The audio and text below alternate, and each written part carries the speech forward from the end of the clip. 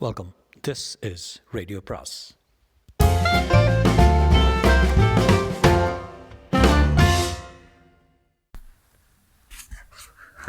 அனைவருக்கும் அன்பு வணக்கம். இன்று திரு கல்கி அவர்களின் ஒரு கதையை தொடங்குகிறேன். இன்றைக்கி கதையின் பேர் மயிலை காளை. அமரர் கல்கி. கிருஷ்ண கோனான் 20 வயது காளை பிராயத்தை அடைந்திருந்தான். ஒரு தவறு செய்தால் பின்னால் அதிலிருந்து பல தவறுகள் நேரிடுகின்றன என்பதற்கு இது ஒரு உதாரணம் அல்லவா? 20 வருஷத்திற்கு முன்னால் கிருஷ்ணன் இந்த பூமியில் பிறந்தான். அதன் பிறகு அவனுடைய அனுமதியை கேளாமலே வயது ஆகிக்கொண்டு வந்தது. 20 பிராயம் நிரம்பும் காலம் சமீபித்தது. நேற்று அவனுடைய மயிலை காளை கெட்டுப்போய் இன்று அதை அவன் தேடி அலையும்படி நேரிட்டதற்கு காரணம் என்னவென்று நினைக்கிறீர்கள்? என்னுடைய அபிப்பிராயம் அவனுடைய பிராயம்தான். அதற்கு காரணம் என்பது ஒருவேளை நீங்கள் வித்தியாசமாய் நினைக்கக்கூடும். அவன் மாட்டை கவனிக்க வேண்டிய நேரத்தில் பூங்கொடியை பற்றி நினைத்து கொண்டிருந்ததுதான் அதற்கு காரணம் என்று சொல்லக்கூடும். உண்மைதான். ஆனால் அதற்கு காரணம் அவனுடைய பிராயம்தான் என்று நான் கருதுகிறேன். மாசி மாதம் அறுவடை போரடி எல்லாம் ஆகிவிட்டது. அந்நாட்களில் கிருஷ்ணன் மத்தியானம் சாப்பிட்ட பிறகு மாடுகளை ஓட்டிக்கொண்டு அவற்றை மேய விடுவதற்கு போவது வழக்கம். சாதாரணமாய் அறுவடையான வயல்களிலே மாடுகள் மேயும்.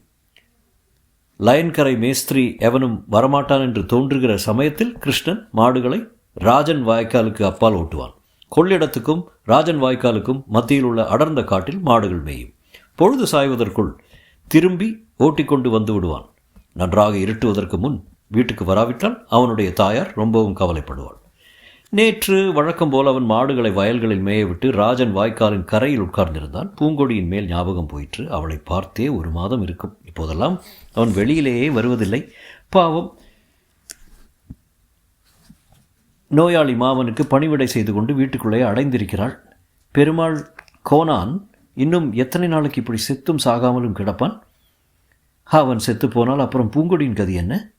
அவள் பிறகு அந்த வீட்டில் இருக்க முடியுமா? பெருமாள் கோனான் பெண்டாட்டி பெரிய பிசாசு அல்லவா? அவளிடம் பூங்கொடி என்ன பாடுபடுவாள்? இப்போது மாமன் இருக்கும்போதே இந்த பாடுபடுத்துகிறாளே. என்னவெல்லாமோ யோசித்த பின்னர் கடைசியாக அவன் மனம் கல்யாணத்தில் வந்து நின்றது. ஏழை பெண்தான். மாமன் செத்துவிட்டால் நாதியற்றவளாகிவிடுவாள். இக்காரணத்தினால் தன் தாயார் ஒரு வேளை தடை சொன்னாலும் சொல்லலாம். ஆனால் இந்த ஒரு விஷயத்தில் மட்டும் தாயார் மறுத்து சொன்னால் கூட கேட்க முடியாது என்று அவனுக்கு தோன்றிற்று. இப்படி அவன் எண்ணமிட்டு கொண்டிருக்கையில் மயிலைக்காளை ராஜன் வாய்க்காலில் இறங்கி அக்கறை போவதை அவன் கண்கள் பார்த்தன. மூளைக்கு செய்தியும் அனுப்பின. ஆனால் அந்த சமயம் அவன் மூளை வேறு முக்கிய விஷயத்தில் ஈடுபட்டு இருந்தவையால் அச்செய்தியை ஏற்றுக்கொள்ளவில்லை. வேறொரு சமயம் இருந்தால் பொழுதுபோகிற சமயம் இப்போது மயிலைக்காளை அக்கறை போக விடக்கூடாது, காட்டில் புகுந்து விட்டால் தேடுவது கஷ்டம் என்று சொல்லி உடனே ஓடிச் சென்று மறித்து ஓட்டியிருப்பான். தா தா ஏ மயில என்று 2 அதட்டல் போட்டால் கூட அநேகமாக அது திரும்பி இருக்கும். இப்போதோ பார்த்து கொண்டு சும்மா இருந்து விட்டான். கடைசியில் மயிலைக்காளை இல்லாமலேயே இரவு வீடு திரும்ப வேண்டியதாயிற்று. அதன் பலனாகத்தான் கிருஷ்ணன் இன்று ஊரெல்லாம் மாசி மகத்துக்காக ஓமாம்புலியூருக்கு போய் இருக்க, தான் மாத்திரம் காட்டிலே அலைந்து கொண்டிருக்க நேர்ந்தது. அன்று காலையில் எழுந்ததும் அவன் பச்சை மிளகாயும் உப்பும் கடித்து கொண்டு பழைய சோறு சாப்பிட்டு விட்டு கையில் புல்லாங்குழலுடன் கிளம்பினான். கிருஷ்ணன் புல்லாங்குழல் வாசித்தால் வெகு அபூர்வமாயிருக்கும். நல்ல சங்கீதம் கேட்டு பண்பட்ட காதுகளுடைய உடையோரை அவனுடைய வேணுகானம் துரத்தி துரத்தி அடிக்கும் வல்லமையுடையது. ஆனால் அபூர்வ கானமே போதுமாயிருந்தது. இதை உத்தேசிக்கும் போதுதான் பழைய பிருந்தாவன கிருஷ்ணனுடைய வேணுகான மகிமையில் எனக்கு கொஞ்சம் சந்தேகம் உண்டாகிறது. ராஜன் வாய்க்காலை கடந்து அப்பால் உள்ள காட்டில் புகுந்தான். காடு என்றதும் வானமளாவிய விருட்சங்களையும் புலிகளையும் கரடிகளையும் எண்ணிக்கொள்ள வேண்டாம். நான் சொல்லும் கொள்ளிடக்கரை காட்டில் 3 ஆள் உயரத்துக்கு மேற்பட்ட மரம் ஒன்று கூட கிடையாது. ஆனாலும் காடுதான். முட்புதர்களும் மற்ற செடி கொடிகளும் அடர்ந்து மனிதன் பிரவேசிப்பது அசாத்தியமாயிருக்கும். அபூர்வமாய் அங்குமிங்கும் உள்ள ஒற்றையடி பாதை வழியாய் ஒருவன் உள் புகுந்து விட்டால் அவனை தேடி கண்டுபிடிப்பது பிரம்ம பிரயத்தனம்தான். பாம்புகள், கீரிகள், நரிகள் ஆகியவைதான் இந்த காட்டில் உள்ள துஷ்ட பிராணிகள். இப்படிப்பட்ட காட்டில் கிருஷ்ணன் காலை நேரமெல்லாம் சுற்றி அலைந்தான். மத்தியானம் வரையில் தேடியும் பயனில்லை. கடைசியாக மாடு போனதுதான் என்று தீர்மானித்து கொண்டு வீட்டுக்கு திரும்பினான். தண்ணீர் குடிப்பதற்காக கொள்ளிடத்தில் கரையோர மடுவில் இறங்கி முதலைக்கு இரையாயாலும் ஆகியிருக்கலாம். அவனுடைய நெஞ்சில் பாறாங்கல்லை வைத்தது போல பாரமாயிருந்தது. இவ்வளவும் பூங்கொடியினால் ஏற்பட்டது என்பதை நினைக்க அவனுக்கு அவள் மேல் கோபம் வந்தது. எதற்காக அவளை பற்றி தான் நினைக்க வேண்டும்? இவ்வளவுக்கும் அவள் தன்னை பற்றி நினைப்பதாகவே தெரியவில்லையே. என்னதான் வீட்டிலே வேலை என்றாலும் மனத்திலே மட்டும் பிரியம் இருந்தால் இப்படி இருப்பாளா? அவள் வீட்டு பக்கம் தான் போகும்போது கூட வெளியில் வந்து தலை காட்டுவதில்லை. சே, அப்படிப்பட்டவளிடம் தான் என் மனத்தை செலுத்த வேண்டும். ஏன் மனத்தை செலுத்த வேண்டும்? அருமையான மயிலைக்காலை நஷ்டமானது தான் லாபம். ஹோய் கிருஷ்ணகோனாரே, உம்முடைய மூளை குழப்பத்தில் எதை வேண்டுமானாலும் சொல்வீர் போல் இருக்கிறதே. நஷ்டம் இப்படி ஐயா லாபமாகும்? இருக்கட்டும் இருக்கட்டும், ஆயாவையாவது திருப்தி செய்யலாம். நல்ல பணக்கார வீட்டு பெண்ணாக பார்த்து கட்டிக்கொள்ளலாம். இந்த அனாதை பெண் யாருக்கு வேண்டும்? இவளை நினைக்காமல் விட்டுவிட வேண்டியதுதான். தள்ளு. சலசலவென்று சப்தம் கேட்டது. கிருஷ்ணன் சப்தம் வந்த இடத்தை நோக்கினான். யாருடைய நினைவை ஒழிக்க வேண்டும் என்று தீவிரமாக தீர்மானம் செய்து கொண்டிருந்தானோ அந்த பெண்ணின் உருவம் புதர்களை நீக்கி கொண்டு வெளிவந்தது. கிருஷ்ணனை பார்த்ததும் திருதிருவென்று விழித்தது. கிருஷ்ணன் வேகமாய் நடந்து கொண்டிருந்த கிருஷ்ணன் நின்று விட்டான். 2 பேரும் ஒருவரை ஒருவர் பார்த்து கொண்டு கொஞ்ச நேரம் நின்றார்கள். பிறகு சமீபத்தில் வந்தார்கள். அவர்களுடைய சம்பாஷணை சாதாரணமாய், இத்தகைய சந்தர்ப்பங்களில் காதலர்களின் சம்பாஷணை எப்படி இருக்குமோ அப்படி இல்லை என்பதை வெட்கத்துடன் தெரிவித்துக் கொள்கிறேன். கொஞ்ச நேரம் சும்மா நின்ற பின் கிருஷ்ணன், நீ மகத்துக்கு போகலையா என்று கேட்டான். நீ போகலையா? நான் தான் இங்கே இருக்கேன், நான் எப்படி போயிருப்பேன்? நானும் தான் இங்கே இருக்கேன், நான் எப்படி போயிருப்பேன்? நீ என்ன சொன்னதை சொல்லும் கிளிப்பிள்ளையா என்று சிரித்துக்கொண்டே கிருஷ்ணன் கேட்டான். பூங்கொடி பெருமூச்சு இருந்தாள். கிளியாக இருந்தால் எவ்வளவோ நல்லா இருக்குமே, ஒரு கஷ்டமும் இல்லாமல் காட்டில் சுகமாக பறந்து திரிந்து கொண்டிருக்கலாமே என்றான். கிருஷ்ணனுக்கு அவனை அறியாமல் அசட்டுத்தனமாய் பேச வந்தது. நாம் 2 பேரும் கிளியாய் போய்விடலாம் என்றான். பிறகு ஏதோ நினைத்து கொண்டவன் போல, ஆமாம் பூங்குடி, நீ ஏன் முன்னே போலெல்லாம் வெளியிலே வருவதில்லை, என்னை காணவே முடியறதில்லையே என்று கேட்டான். உனக்கு தெரியாதா? சொல்ல வேணுமா? 1 வருஷமாக தான் என்னுடைய மாமன் பக்கவாயு வந்து படுத்த படுக்கையாய் கிடக்கிறாரே. மாமி ஒன்றும் அவரை சரியாக கவனிக்கிறதில்லை. நான் தான் எப்போதும் அவர் பக்கத்தில் இருக்க வேண்டியிருக்கிறது. கொஞ்சம் அக்கம் பக்கம் போனால் கூட மாமன் கூப்பிட்டு விடுகிறார். எப்படி வெளியே விடுறது? நிஜம்தான். ஆனால் 2 தடவை என்னை பார்த்தபோது கூட பாராதது போல போய்விட்டாயே, அதையே என்றான் கிருஷ்ணன். வெட்கத்துடன் கூடிய புன்னகை அவள் முகத்தில் ஒரு கணம் தோன்றியது. நாம் இன்னும் சின்ன பிள்ளையா என்ன? ஆண் பிள்ளைகளுடன் பேசக்கூடாது என்று மாமி ஒரு நாள் கண்டித்தாள்.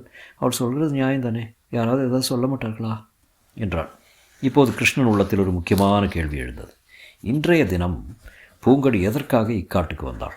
இந்த கேள்வி முன்னமே தனக்கு தோன்றாதது அவனுக்கே ஆச்சரியமாக இருந்தது. ஒரு கணம் ஒருவேளை நம்மை பார்க்கத்தான் வந்திருப்பாளோ என்று எண்ணினான்.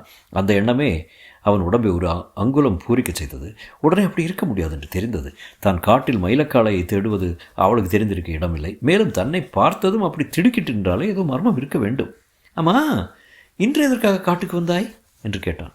அதை சொல்லக்கூடாது என்று கூறி பூங்கொடி பக்கத்திலிருந்து புதரிலிருந்து இலைகளை கிள்ளி போடத் தொடங்கினாள். கிருஷ்ணனுடைய மனத்தில் இப்போது பயங்கரமான ஒரு சந்தேகம் உண்டாயிற்று. வேறு யாரேனும் ஒரு ஆண் பிள்ளையை சந்திப்பதற்காக ஒருவேளை வந்திருப்பாளோ? கண்ணால் கண்டிராத, வாஸ்தவத்தில் இல்லாத ஒரு மனிதனின் பேரில் கிருஷ்ணனுக்கு அளவில்லாத அசூயை உண்டாயிற்று. சொல்ல முடியாத கோபம் வந்தது. பூங்கொடி சற்று நேரம் தரையில் கால்கட்டை விரலால் கோடு கிழித்து கொண்டு நின்றாள். பிறகு நிமிர்ந்து பார்த்து கவலை கொண்ட முகத்துடன் கூறினாள், நான் ஒன்று சொல்கிறேன் கேள். நான் தப்பு காரியம் எதுவும் செய்யவில்லை, சத்தியமாக சொல்கிறேன். தப்பு ஒன்றும் நடக்கவில்லை. ஆனால் நான் இன்று இந்த காட்டுக்கு வந்தது ஒருவருக்கும் தெரியக்கூடாது. ஒருவரிடம் சொல்லாமல் இருப்பாயா? ஒருவரிடம் நான் சொல்லவில்லை. ஆனால் எதற்காக வந்தாய் என்று என்னிடம் மட்டும் சொல்லிவிடு என்றான் கிருஷ்ணன். அதுவும் இப்போது சொல்ல முடியாது. சமயம் வரும்போது தான் நானே சொல்கிறேன். அதுவரையில் நீ என்னை கேட்கக்கூடாது. இது ஒரு முக்கியமான காரியம். என்னிடம் உனக்கு நம்பிக்கை இல்லையா? நான் தப்பான காரியம் செய்வேன் என்று உனக்கு தோன்றுகிறதா? இப்படி சற்று நேரம் வாக்குவாதம் நடந்தது. கடைசியில் பெண்மைதான் வெற்றி பெற்றது. இந்த பார் பூங்குடி, உன்னை நான் நம்புகிறேன். ஆனால் எனக்கு துரோகம் செய்தாயென்று மட்டும் எப்போதாவது தெரிந்ததோ அப்புறம் என்ன செய்வேன் என்று தெரியாது என்றார் கிருஷ்ணன். துரோகமா? அப்படி என்றால் என்ன என்றார் பூங்குடி. இருவரும் ராஜன் வாய்க்கால் வரையில் சேர்ந்து போனார்கள். அங்கே கிருஷ்ணன் பின் தங்கினான். பூங்குடி போய் கொஞ்ச நேரத்துக்கு பிறகு வீடு சென்றான். வீட்டு கொல்லையிலேயே மயிலைக்காலை சாவதானமாக அசை போட்டு கொண்டு நின்றது. வேறு சமயம் இருந்தால் கிருஷ்ணன் அதை 4 அடி அடித்திருப்பான். மகத்துக்கு ஓமாம்புலியூர் போக முடியாமல் செய்து விட்டதல்லவா? ஆனால் அச்சமயம் அவன் உள்ளம் மிகவும் குதூகலம் அடைந்திருந்தது. எனவே மயிலைக்காளையின் கழுத்தை கட்டிக்கொண்டு அதன் கன்னங்களை தடவி கொடுத்தான். பெருமாள் கோனாரை நேயர்களுக்கு நான் அறிமுகப்படுத்தி வைக்க முடியாமல் இருப்பதற்கு வருந்துகிறேன். ஏனெனில் கதையில் அந்த கட்டத்திற்கு நான் வருவதற்கு முன்னால் அவர் காலமாகிவிட்டார். அதற்காக வருத்தப்பட வேண்டாம். அவருக்கு பதிலாக அவருடைய மனைவியை தெரிந்து கொள்ளுங்கள். அந்த அம்மாளுடைய உண்மை பெயர் என்னவோ நமக்கு தெரியாது. ஊரில் எல்லோரும் பிடாரி என்று என்று அவளை அழைத்தார்கள். அந்த பெயரே நமக்கு போதுமானது. பிடாரி. பெருமாள் கோனாருக்கு இரண்டாம் தாரமாக வாழ்க்கைப்பட்டாள். முதல் மனைவியிடம் கோனார் ரொம்ப ஆசை வைத்திருந்தார். அவளுக்கு குழந்தை பிறக்காதது ஒன்றுதான் கோனாருக்கு குறையாயிருந்தது. அவள் இறந்த பிறகு நம்முடைய சொத்துக்கு வாரிசு இல்லாமல் போகிறது என்பதற்காக இன்னொரு தாரத்தை மணந்து கொண்டார். இரண்டாவது மனைவி அவருடைய விருப்பத்தை என்னவோ நிறைவேற்றி வைத்தார். 3 குழந்தைகள் பிறந்தன. ஆனாலும் இந்த பிடாரியை ஏன் கல்யாணம் செய்து கொண்டோம் என்று அவர் பலமுறை வருத்தப்பட்டதுண்டு. கோனார் இறந்ததும் பிடாரி தன் தலையில் இருந்த பெரிய பாரம் இறங்கியது போல பெருமூச்சு விட்டாள். இனிமேல் வீடு வாசல் நிலபுலன் எல்லாவற்றிற்கும் தாமே எஜமானி. 5 வயது பிள்ளை மேஜராகும் வரையில் தன் இஷ்டப்படி எல்லாம் நடக்கும். ஊரையே ஒரு ஆட்டி விடலாம். ஸ்ரீமதி பிடாரி தேவியிடம் நீங்கள் அனுதாபம் காட்ட வேண்டும் என்று கேட்டுக்கொள்கிறேன். அவள் கட்சியிலும் கொஞ்சம் நியாயம் உண்டென்பதை கவனிக்க வேண்டும். கோனார் ரொம்ப கண்டிப்புக்காரர். அவர் இருந்த வரையில் அவளுடைய பிடாரித்தனத்தின் முழு சக்தியையும் வெளிக்காட்ட முடியாமல் இருந்தது. அதிலும் அவர் நோயாய் கிடந்த காலத்தில் படுத்தி வைத்த பாடு சொல்லத் தரமல்ல. பூங்கொடிதான் அவர் பக்கத்தில் இருக்கலாம். வேறு யாராவது பக்கத்தில் போனாலும் வள் என்று விழுகிறது. இதனால் இந்த பெண்ணுக்குத்தான் எவ்வளவு கர்வம். அந்த கொட்டத்தை எல்லாம் இப்போது பார்க்கலாம். கோனார் காலஞ்சென்று 4 நாள் ஆயிற்று. வரவேண்டிய உறவு முறையினர் எல்லாரும் வந்து போய்விட்டார்கள். பிடாரி அம்மாள் வீட்டில் ஒருவரும் இல்லாத சமயம் வாசல் கதவை தாழ்த்து விட்டு வந்தாள். கூடத்தின் மத்தியில் இருந்த களஞ்சிய தண்டை சென்றாள். அதன் ஒரு ஓரத்தில் பெயர்த்திருந்த 2 கல்லை பிடுங்கி அகற்றினாள். அவ்வாறு ஏற்பட்ட துவாரத்தில் கையை விட்டால் அச்சமயம் அவளுடைய முகத்தை பார்த்தவர்களுக்கு ஆட்டுப்பட்டிக்குள் நுழையும் நரியின் முகம் ஞாபகத்துக்கு வந்திருக்கக்கூடும். ஆனால் அடுத்த நிமிஷம் அந்த முகத்திலே ஏமாற்றும் திகிலும் கலந்து காணப்பட்டன. மறுபடியும் கையை விட்டு துழாவினாள். கந்தல் துணி ஒன்றுதான் அகப்பட்டது. அந்த பணம் எங்கே போயிருக்கும்? 10 நாளைக்கு முன் நரசிம்முலு நாயக்கர் வந்திருந்தார். கோனார் பெட்டியிலிருந்து அவருடைய ப்ராமிசரி நோட்டை எடுத்து வரும்படி சொல்லவே பிடாரி கொண்டு போய் கொடுத்தால் நாயக்கர் அதை வாங்கி கொண்டு ரூபாய் 150 நோட்டுகளாக எண்ணி வைத்தார். கோனார் அதை வாங்கி ஒரு கடுதாசியில் சுற்றி தலையணைக்குள் செருகி வைத்து கொண்டார். கொஞ்ச நேரம் கழித்து பிடாரி அவரிடம் வந்து பணத்தை பெட்டியில் வைக்கட்டுமா என்று கேட்டபோது சீப்போ உன் காரியத்தை பார் என்று எரிந்து விழுந்தார். அன்றிரவு பிடாரி சமையலறை கதவை திறந்து வைத்து கொண்டு படுத்தாள். தூங்குவது போல பாசாங்கு செய்தாலே ஒழிய கண் கொட்டவே இல்லை. இரவு ஜாமத்துக்கு கோனார் படுக்கையில் எழுந்து உட்கார்ந்து சுற்றுமுற்றும் பார்த்தார். எல்லாரும் தூங்குகிறார்களோ என்று பார்த்துவிட்டு தலையணிக்குள்ளிருந்து ரூபாய் நோட்டுகளை எடுத்துக்கொண்டார். பிறகு மெல்ல நகர்ந்து சென்று களஞ்சியத்தை அடைந்தார். அந்த கல்களை பெயர்த்தெடுத்த பின்னர் உள்ளே கையை விட்டு ஒரு சின்னஞ்சிறு தகரப்பெட்டியை எடுத்தார். அதற்குள் நோட்டுகளை வைத்த பிறகு மறுபடியும் முன்போல் அதை துவாரத்துக்குள் வைத்து மூடிவிட்டு திரும்ப படுக்கைக்கு வந்து படுத்துக்கொண்டார். இவ்வாறு கோனார் ரொக்கம் வைத்திருந்த இடத்தை பிடாரி கண்டுகொண்டார். கோனார் இருக்கும் வரை அதை எடுப்பதற்கு வழியில்லை. சீக்காளி மனிதன் களஞ்சியத்துக்கு எதிரிலேயே படுத்திருந்தார். நன்றாக தூங்குவதும் கிடையாது. ஆனாலும் பணம் எங்கே விடப் போகிறது என்று பிடாரி தைரியமாக இருந்தால் அவர் இறந்த பிறகு பிடாரி வீட்டை விட்டு நகரவில்லை. அதனால் யாரும் எடுத்திருக்க முடியாது. பின் எப்படி அந்த பெட்டி மாயமாய் போயிருக்கும்? வீட்டில் உள்ள சந்து பொந்து எல்லாவற்றையும் பிடாரி சோதனை செய்து பார்த்தார். ஒன்றும் பயன்படவில்லை. போனது தான். சட்டென்று பூங்கொடியின் மேல் அவள் சந்தேகம் வந்தது. அவள் தான் எடுத்திருக்க வேண்டும். திருடி, சாகசக்காரி. அவளை ஒரு கை பார்க்கிறேன் என்று பிடாரி மனதுக்குள் எண்ணினாள்.